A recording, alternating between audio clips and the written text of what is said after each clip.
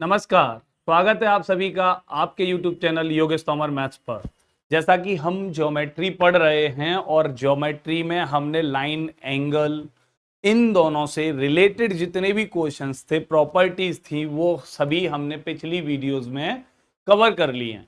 अभी आज इस वीडियो में हम पढ़ने वाले हैं बेटा पॉलीगन। तो पॉलीगन से जितने भी क्वेश्चंस हैं उन सभी को करेंगे, साथ के साथ पहले उसका हम बेसिक इंट्रोडक्शन पढ़ेंगे। तो पॉलीगन बहुभुज के बारे में जितनी भी बातें बनती हैं छोटी छोटी, कि बहुभुज कैसे बनता है, बहुभुज क्या होता है, इन सभी बातों को हम डिटेल में पढ़ेंगे। इन सभी फैक्ट्स को हम डिटेल में पढ़ेंगे। पॉलीगन क्या होता है, कैसे बनता है, क्या क्या इसके अंदर पॉइंट्स होते हैं, कितने इंटीरियर एंगल्स होते हैं, कितने एक्सटीरियर एंगल्स होते हैं। तो प्रॉपर पूरा पॉलीगन का बेसिक इंट्रोडक्शन होगा। अगर आप लोगों को पॉलीगन पढ़ने में दिक्कत होती है, समझने में दिक्कत होती है, तो वीडियो को शुरू से लेकर लास्ट तक जरूर देखिएगा। इसके बिल्कुल भी मत कीजिएगा। तो पहले बात कर ले हम कि पॉलीगन होता क्या है। तो पॉलीगन होता है बेटा आपका कि सरल रेखाओं से घिरी कोई भी एक क्षेत्रफल कह लो, सरल रेखाओं से घिरा कोई भी एक क्षेत्रफल कह लो, उसे आप क्या कहोगे? पॉलीगन कहोगे, बहुभुज कहोगे। क्या कहोगे? बहुभुज कहोगे। अब देखिए सरल रेखाएं, कितनी सरल रेखाएं ड्रॉ की मैंने? 1 2 3 4। तो 4 सरल रेखाओं ने ये एरिया कवर कर दिया। अब ये बीच में जो एरिया है, ये जगह है, ये क्षेत्रफल है। तो भाई सरल रेखाओं के द्वारा घिरा गया क्षेत्रफल क्या कहलाता है? आपका बहुभुज कहलाता है। भाई area covered by straight lines is known as polygon. या आप बोल सकते हो कि कई सारी भुजाओं से बंद आकृति, उसको हम बहुभुज कहते हैं। या बहुत से भुजाओं से घिरा हुआ क्षेत्रफल बहुभुज कहलाता है।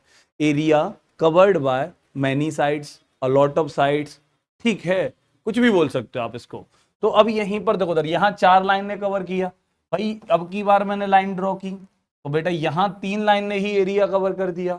अब अगर मैं बात करूं तो यहां पर क्या मैं 2 लाइन से कोई एरिया कवर कर सकता हूं? बेटा तो 2 लाइन से कभी भी मैं एरिया नहीं कवर कर सकता। तो 2 लाइन से हम एरिया नहीं कवर कर पाएंगे। तो इससे क्या सीखने को मिलता है कि जब भी पॉलीगन बनेगा तो पॉलीगन कम से कम कितनी साइड्स का होगा? बेटा 3 भुजाओं का होगा। तो ये क्वेश्चन पूछा जा चुका है कि पॉलीगन को बनाने के लिए कितनी साइड्स की जरूरत पड़ती है। तो पॉलीगन को कम से कम कितनी साइड से बना सकते हैं हम बेटा? तो कम से कम आप बोल सकते हो 3 भुजाओं से बनाया जाएगा। ठीक है, तो पॉलीगन की कम से कम कितनी भुजाएं होंगी बेटा? 3 भुजाएं होंगी ही होंगी। कम से कम मिनिमम 3 साइड्स होनी चाहिए। अगर कोई भी पॉलीगन बना होगा वो उसकी मिनिमम नंबर ऑफ साइड्स कितनी हो सकती है बेटा? 3 हो सकती है, 4 हो सकती है, 5 हो सकती है, 6 हो सकती है, 7 हो सकती है, लेकिन कम से कम 3 होगी। 2 रेखाएं कभी भी आपकी पॉलीगन नहीं बनाएंगी। कम से कम कितनी लाइन होनी चाहिए बेटा जो क्या कहते हैं पॉलीगन बनाएंगी? तो बेटा कम से कम आपकी 3 लाइन होनी चाहिए जो पॉलीगन बनाएंगी। क्लियर है? अब अगर ऐसे ही मैं बात करूं आपसे कि देखो जहां पर 2 लाइन एक दूसरे को काटती हैं, मैं फिर से बोल रहा हूं, मैंने आपको बोला भी है कि मैं डिटेल में एक एक पॉइंट को कवर करूंगा। तो जहां पर कोई भी 2 लाइन एक दूसरे को इंटरसेक्ट करती हैं तो उनका इंटरसेक्टिंग पॉइंट क्या कहलाता है? उस पॉलीगन के लिए शीर्ष कहलाता है लाला, वर्टेक्स कहलाता है। क्या कहलाता है बेटा? वर्टेक्स कहलाता है, शीर्ष कहलाता है। तो भाई कोई भी पॉलीगन जहां 2 लाइन एक दूसरे को इंटरसेक्ट कर रही हैं, उसको बनाते समय, उसको फॉर्म करते टाइम, तो उस पॉइंट को हम शीर्ष कहेंगे। अब देखो यहां पर 3 लाइन थी, 2-2 के पेयर में कितनी बार इंटरसेक्ट करेंगी बेटा? 4 बार, सॉरी 3 बार इंटरसेक्ट करेंगी। कितनी बार इंटरसेक्ट करेंगी? 3 बार। अब ये 3 पॉइंट्स पर इंटरसेक्ट कर रही हैं, ये तीनों पॉइंट ही कौन है? वर्टेक्स हैं बेटा, शीर्ष हैं। क्लियर है? ये तीनों ही पॉइंट कौन है बेटा? आपके वर्टेक्स हैं, शीर्ष हैं। तो दिमाग में बात समझ लीजिए, मैंने आपको बोला कि मैं पॉइंट टू पॉइंट डिटेल में एक एक पॉइंट को क्लियर करूंगा। तो सबसे पहला पॉइंट पॉलीगन था आपका। पॉलीगन की डेफिनेशन मैंने आपको बताई। पॉलीगन ड्रॉ करने के लिए कम से कम 3 साइड चाहिए आपको, 3 लाइन चाहिए आपके, वो आपस में इंटरसेक्ट करेंगी। जिन पॉइंट्स पर इंटरसेक्ट करेंगी उन पॉइंट को हम उस पॉलीगन के अकॉर्डिंग क्या कहेंगे बेटा? शीर्ष कहेंगे। क्या कहेंगे? शीर्ष कहेंगे, वर्टेक्स कहेंगे। ठीक है, अब इन 2 वर्टेक्स के बीच में जो भी ये आपको लाइन सेगमेंट दिखाई दे रहा है, उस लाइन पर जो लाइन सेगमेंट बन रहा है इन दो वर्टाइसिस के बीच में, इन दो वर्टाइसिस के बीच में, उसे आप क्या बोलोगे बेटा? भुजा बोलोगे। क्या बोलोगे भाई? भुजा बोलोगे, साइड बोलोगे उसको। क्या बोलोगे बेटा? साइड बोलोगे, भुजा। क्लियर है? तो ये आपकी भुजा हो गई, तो साइड हो गई भाई। अब देखो उधर, यहां पर ऐसे ही ये वाली एक साइड होगी, ऐसे ही ये वाली एक साइड होगी, तो यहां पर टोटल कितनी साइड बनी? 3 साइड बनी बेटा। कितनी साइड बनी भाई? 3 साइड्स हुई इस पॉलीगन में। अगर इसकी बात करते हैं हम, देखिए ये क्या होगा? वर्टेक्स होगा। यहां पर दो लाइन ने इंटरसेक्ट किया तो ये भी क्या होगा? वर्टेक्स होगा। ऐसे ही इस जगह पर दो लाइन ने इंटरसेक्ट किया तो ये भी वर्टेक्स होगा, सेम ये भी वर्टेक्स होगा। तो यहां पर कितने वर्टाइसेस हो रहे हैं भाई? तो 4 वर्टाइसेस हैं बेटा यहां पर। कितने? 4। अब देखो उधर, इन दो वर्टाइसेस के बीच में एक लाइन ये दिखाई दे रही है आपको, ये लाइन सेगमेंट दिखाई दे रहा है, तो ये साइड हो गई, सेम ये भी साइड हो गई। ठीक है, ये वाला पोर्शन यहां से यहां तक दो वर्टाइसेस के बीच में, सेम इस वर्टाइसेस से इस वर्टेक्स से इस वर्टेक्स तक जो आपको ये बीच में लाइन सेगमेंट नजर आ रहा है, ये भी क्या होगा? साइड ही होगा।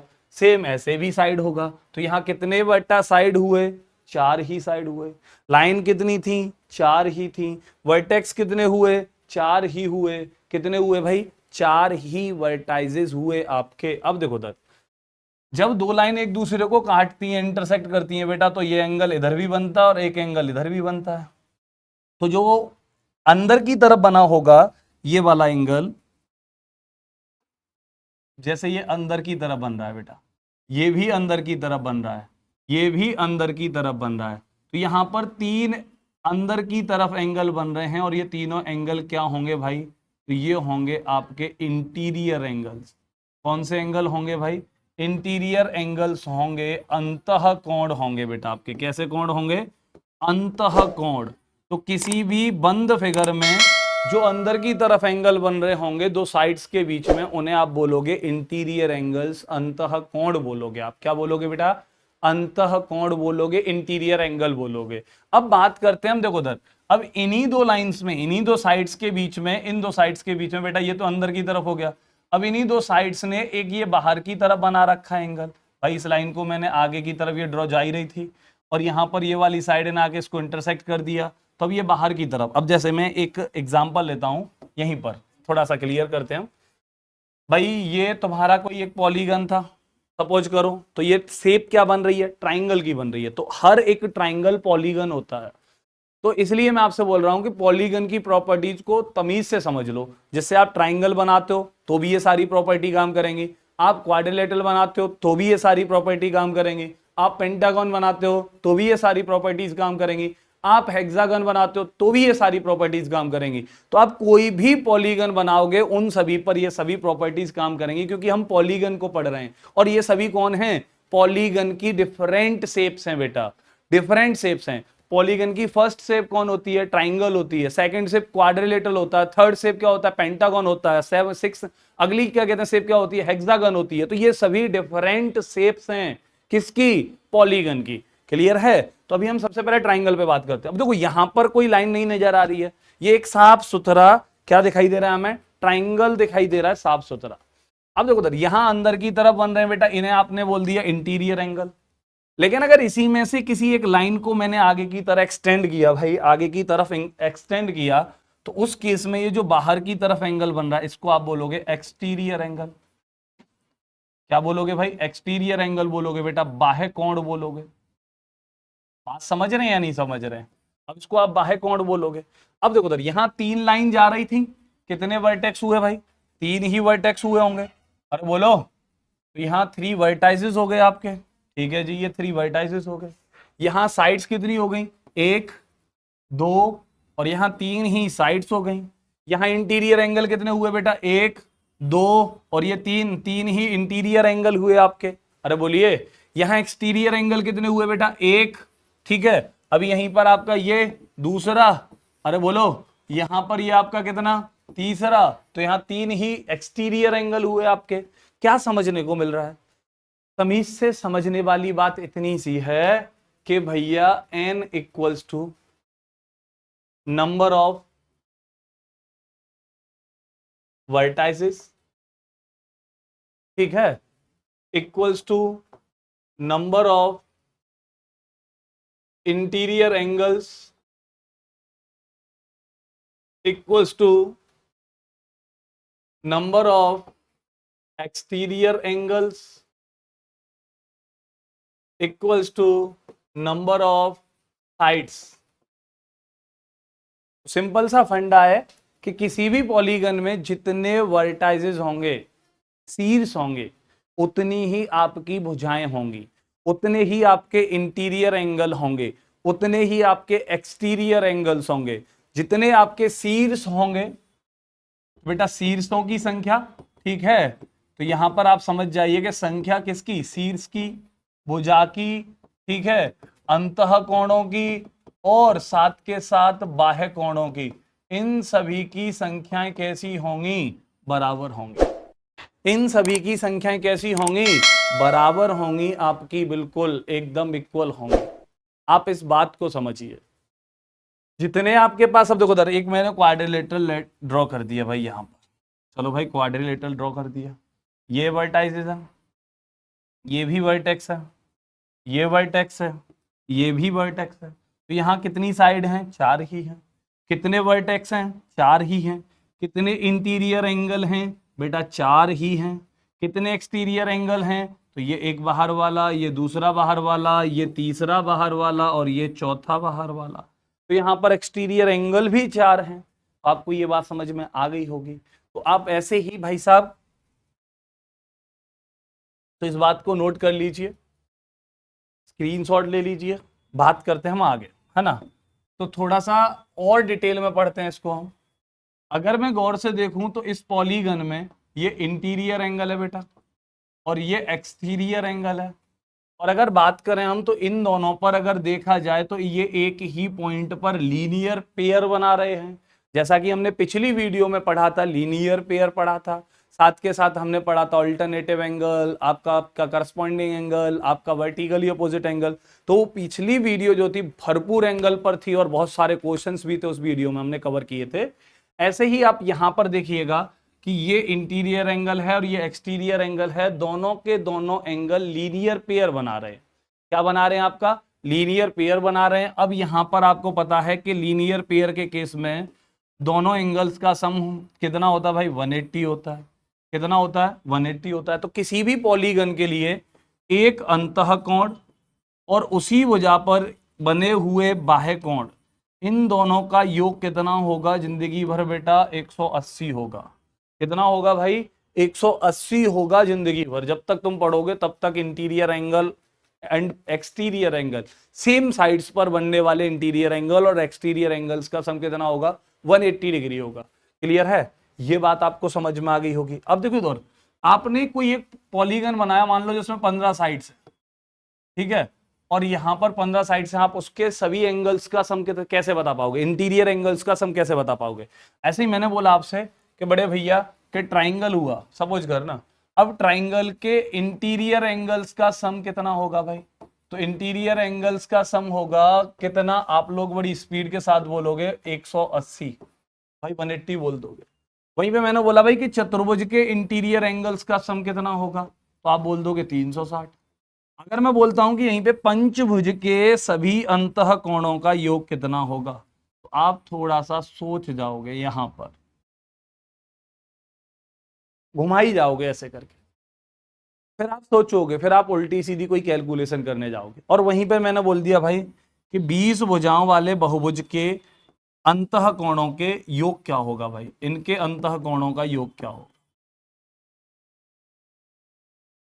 ठीक है। अब इसका योग क्या होगा, अब इसका योग कैसे निकालेंगे भाई, तो आप तमीज के साथ समझिएगा कि sum of interior angles of polygon, ये क्या होता है भाई, n-2 इंटू 180 डिग्री। और आपको पता है कि n क्या है, number of sides, number of vertices, number of interior angles, number of exterior angles, शीर्षों की संख्या, अंतः कोणों की संख्या, भुजाओं की संख्या, बाह्य कोणों की संख्या, इन सभी का मतलब एक ही है। अब देखिए इधर यहां पर आप प्रूव करते हैं कि ट्राइंगल का 180 कैसे, भाई n का वैल्यू ट्राइंगल में क्या रहा होगा, 3, अरे बोलो, एन का वैल्यू ट्राइंगल में क्या रहा होगा, 3 रहा होगा, हाँ या ना। तो भाई 3 और -2 आप लिखोगे इंटू 180। तो यहां से सॉल्व कर लो भाई, 3 में से 2 गया तो 1 इंटू 180 कितना हो गया भाई, 180 डिग्री हो गया।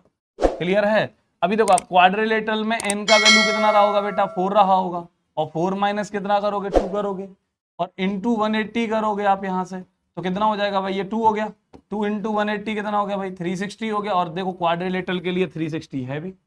अब पेंटागन में एन का वैल्यू कितना रहेगा, 5 रहेगा, और 5 रहेगा तो यह फॉर्मूला लगा दीजिए भाई n-2, बहुत आसान फॉर्मूला है, 5 - 2 इंटू कितना बेटा, 180 डिग्री, और 180 का मल्टीप्लाई कर दो, 5 में से 2 माइनस होगा, 3 हो गया, 3 इंटू 180 कितना हो गया भाई, 540 हो गया, 18 3 54, 540 डिग्री आ चुका होगा।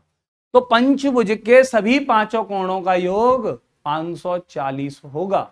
जैसा कि मैंने पिछली वीडियो में एक स्टार पर क्वेश्चन था जिसमें पेंटागन था, पंचभुज था, मैंने वहां डायरेक्ट लिख दिया था 540, और मैंने आपसे बोला था कि अगली वीडियो में कराऊंगा, जस्ट वही मैं आपको बता रहा हूं कि पंचभुज के सभी अंतःकोणों का योग 540 होगा। कोई भी बहुभुज हो, कितनी भी भुजाओं का बहुभुज हो, आप उसके इंटीरियर एंगल्स का सम निकाल सकते हो, अंतः कोणों का योग निकाल सकते हो, अंतः कोणों का योग निकाल सकते हो। क्या होगा, n-2 इंटू 180 डिग्री। क्लियर है। अभी यहां पर 20 भुजाएं हैं और उसके इंटीरियर एंगल्स का सम बताना है, अंतः कोणों का योग बताना है बेटा। तो आप क्या करोगे, 20 और -2 n-2 इंटू 180 इंटू 180, 20 में से 2 गए तो बेटा कितना, 18 इंटू 180, तो मल्टीप्लाई कर दो भाई, 18 का स्क्वायर 324 और पीछे 0, 3240 डिग्री आएगा सभी अंतःकोणों का योग ऐसे बहुभुज का जिसकी भुजाओं की संख्या कितनी होगी, 20 होगी। क्लियर है। ये इंटीरियर एंगल्स का सम समझ में आ गया होगा। अब बात करते हैं हम थोड़ा सा और इसके बारे में। तो भाई अब यहीं पर आपके एक्सटीरियर एंगल्स पर बात करते हैं। तो कोई भी बहुभुज हो, उस बहुभुज के सभी बाह्य कोणों का योग कितना होगा भाई, ये होगा आपका, हमेशा के लिए दिमाग में रख लीजिएगा, और ये ज्यादा बड़ी बात नहीं है, और कितनी है भाई, 360 डिग्री। तो सभी कोई भी बहुभुज हो, चाहे अब वो त्रिभुज हो, चतुर्भुज हो, पंचभुज हो, सप्तभुज हो, अष्टभुज हो, चाहे उसकी 50 भुजाएं क्यों ना हो, चाहे उसकी 100 भुजाएं क्यों ना हो, उस बहुभुज के सभी बाह्य कोणों का योग हमेशा कितना होगा, 360 होगा।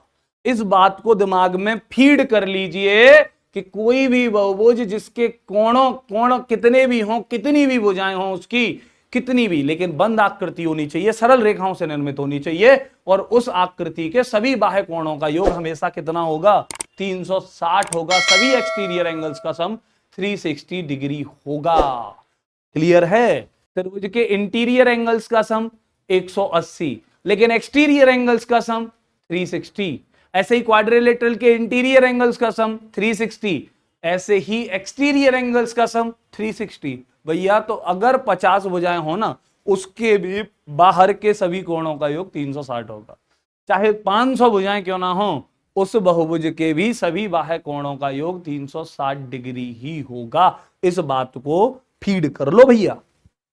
चलो अभी बात आती है, देखो जैसे मैंने एक ट्राइंगल ड्रॉ किया था, ठीक है। अब इस ट्राइंगल में बेटा ये साइड है, अब एक वर्ड होता है विकर्ड। क्या वर्ड होता है भाई, विकर्ड। यहां लिख सकते हो आप सम ऑफ एक्सटीरियर एंगल। अब विकर्ड एक वर्ड होता है डायगोनल, ठीक है जी।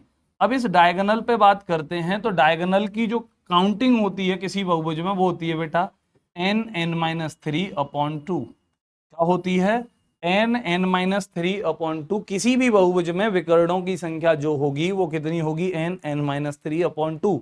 अब देखो त्रिभुज है, त्रिभुज में 3 भुजाएं हैं। अब इन 3 भुजाओं के द्वारा इस त्रिभुज के अंदर कितने विकर्ण खींचे जा सकते हैं। तो पहले विकर्ण समझो, विकर्ण होता क्या है। विकर्ण होता है उन दो शीर्षों को मिलाने वाली रेखा जो आपस में न मिले हों। दोबारा से सुन लीजिए, विकर्ण होता है उन दो शीर्षों को मिलाने वाली रेखा जो आपस में ना मिले हों। शीर्ष समझते ही होंगे भाई, वो जहां पर लाइन इंटरसेक्ट कर रही थी, मैंने स्टार्टिंग में समझाया था आपको, वर्टेक्स। क्लियर है अच्छे से। तो भाई विकर्ड होता है, डायगोनल होता है कोई भी दो वर्टेक्स जो आपस में न मिले हों उनको मिलाने वाली रेखा, उनको ज्वाइन करने वाली रेखा। अब देखो दर, जैसे ट्राइंगल है, इन दो वर्टेक्स पर बात करते हैं हम, तो भाई ये दो वर्टाइजेस जो हैं ये दोनों आपस में मिले हुए हैं, किसके द्वारा? साइड के थ्रू मिले हुए हैं, ठीक है। ये दो वर्टाइजेस भी आपस में मिले हुए हैं और किसके थ्रू मिले हुए हैं भाई? साइड के थ्रू मिले हुए हैं। ये दो वर्टाइजेस भी आपस में मिले हुए हैं, साइड के थ्रू मिले हुए हैं। कहने का मतलब यह है कि यहाँ ऑलरेडी वर्टाइजेस आपस में मिले हुए हैं, अब यहीं पर ज्वाइन कर रहे हैं एक दूसरे को। अब यहां पर मैंने क्वाड्रिलेटरल ड्रॉ किया। अब देखो दादी, ये वाला वर्टेक्स इस वाले वर्टेक्स से मिला हुआ है, जुड़ रहा है, किसके थ्रू? साइड के थ्रू। ऐसे ही ये वाला इससे जुड़ रहा है साइड के थ्रू, ऐसे ये वाला इससे जुड़ रहा है साइड के थ्रू, ऐसे ये वाला इससे जुड़ रहा है साइड के थ्रू। लेकिन ये वाला वर्टेक्स इस वाले वर्टेक्स से नहीं जुड़ रहा है भाई, तो अब ये कैसे जोड़ा जाएगा? तो इनको जो भी जोड़ने वाली रेखा होगी उसी को आप क्या बोलोगे? विकर्ण बोलोगे। तो त्रिभुज में विकर्णों की संख्या कितनी होगी? 0, क्योंकि n का वैल्यू क्या होगा? 3 माइनस 3 क्या हो जाएगा? 0। 0 में पूरे जहान का मल्टीप्लाई कर देना तो भी क्या आएगा? 0। इस बात को दिमाग में रख लीजिए। अब यहीं पर चतुर्भुज में आप पुट करोगे तो यहां n का वैल्यू क्या पुट करोगे बेटा? 4। बेटा जी 4 पुट करोगे। अब यहां से एक विकर्ण ये खींच गया, तो कितने विकर्ण खींच दिए आपने? 2 खींच दिए। अब देखो 4 पुट करो आप यहाँ पे, 4 इंटू 4 माइनस 3 कितना हो जाएगा? 1 अपॉन कितना बेटा? 2। 2 से 4 को डिवाइड करोगे 2, तो चतुर्भुज में क्वाड्रिलेटरल में कितने डायगोनल आ गए? 2 आ गए, और होते भी 2 ही हैं। तो आप यहां से इस फॉर्मूले से किसी भी पॉलीगन के नंबर ऑफ डायगोनल्स निकाल सकते हो, विकर्णों की संख्या निकाल सकते हो। किसके लिए? बहुभुज के लिए।